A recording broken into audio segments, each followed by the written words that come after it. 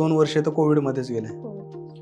पण त्या राहिलेल्या वर्षामध्ये मी जवळजवळ माझ्या प्रभागामध्ये 2 कोटीची कामं केली होती. लोकांना मी असं काय वाटतो की हक्काचा माणूस आहे, सर्वसाधारण सगळ्यांमध्ये मिळून मिसळून राहणारा असं वाटतं. त्यामुळं मला आहे ना, ज्येष्ठ असन, लहान मुलं असतील किंवा कोणी असेल की मला काय असतील अडीअडचणी हक्काने सांगणार की बाबा हा काम कंप्लीट करणार.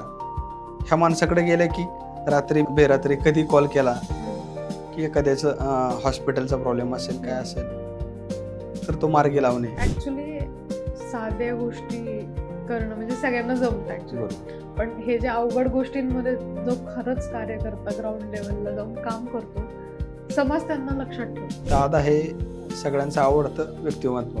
कारण की काय, दादांचं कामाची पद्धत जी आहे, 7 वाजल्यापासून जे माणूस ग्राउंडवरती म्हणजे काम करतो. दादा असतील, आमचे भोर मुळशिवेल्ला याचे आमदार शंकरभाऊ भांडेकर, यांचं पण तसंच की एक जनसामान्यामध्ये मिसळणारं व्यक्तिमत्व, म्हणजे पक्ष सोडून त्यांचं काम करणारे असे व्यक्तिमत्व त्यांचं.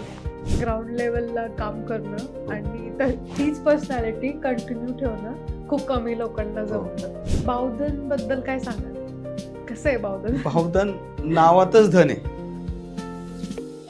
इथं आलेला माणूस आहे ना, परत बावधन सोडायचा विचार पण नाही करत की म्हणजे ते धन म्हणजे आर्थिक असं म्हणत नाही मी, व्यक्ती समाज जोडणं.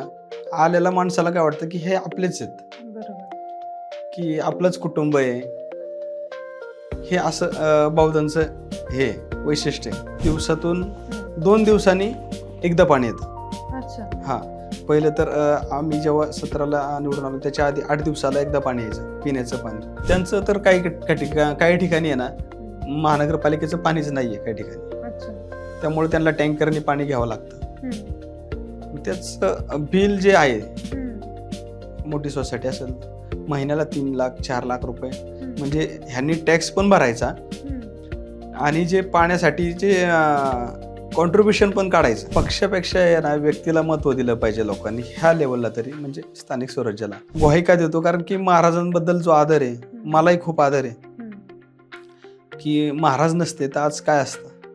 हा विचार जरी केला ना तरी असं नाही का, डोळ्यात पाणी आल्यासारखंच होतं.